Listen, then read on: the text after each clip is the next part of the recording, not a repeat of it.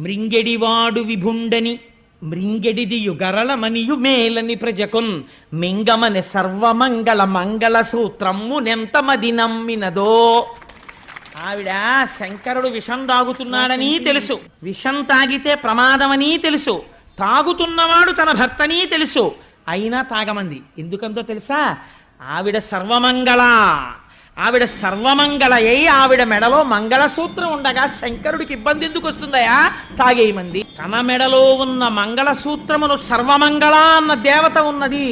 అందుకే స్త్రీ నిద్రలేస్తే పక్కన ఉన్న భర్త పాదములకు నమస్కరించరు, లేవగానే ముంద తాళిబొట్టు తీసి నమస్కరిస్తారు.